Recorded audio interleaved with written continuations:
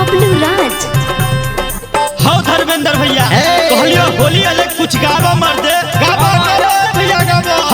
है देखो छोटकी भौजी के मोटकी भौजी के है देखो गोरकियों के सब अपने ला बेहाल छे।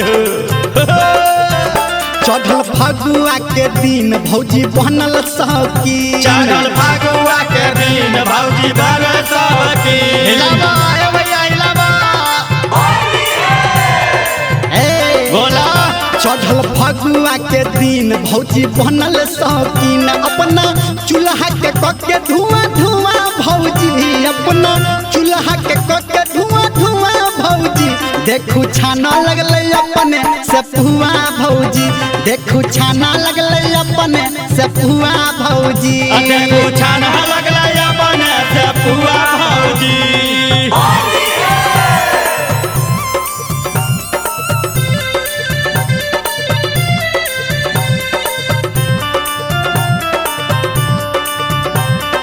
म्यूजिक बाय बबलू राज।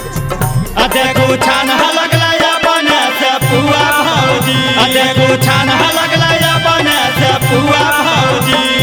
बनल मलपुआ चढ़ल छै खीर रे भौजी के तखने लगा दही अबीर रे।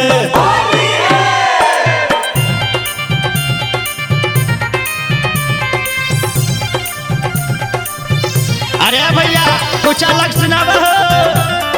1 टका 2 टका टाका रे टाका होली में भौजी ने मारे रे डाका।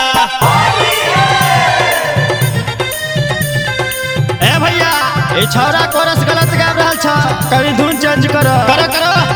खुश डार में बैसल नुआ भौजी खुश डार में बैसल नुआ भौजी देखू छाना लगले अपने से पुआ भौजी देखू छाना लगले लोहिया में पुआ भौजी देखू छाना लगले लोहिया में पुआ भौजी।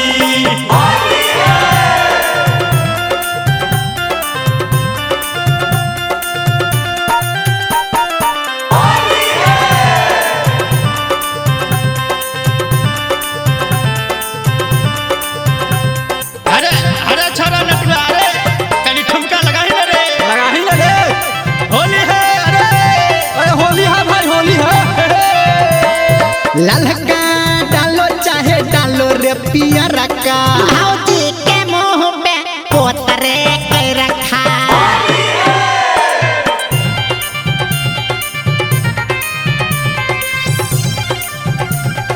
माँ गायत्री रिकॉर्डिंग स्टूडियो।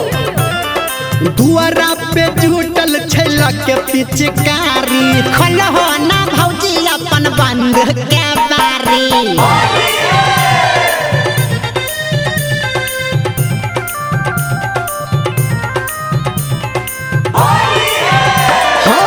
मांगे धर्मेंद्र कोने खुआ भौजी मांगे धर्मेंद्र कोने खुआ भौजी देखू छाना लगले अपने से पुआ भौजी देखू छाना लगले लोहिया में पुआ भौजी देखू छाना लगले अपने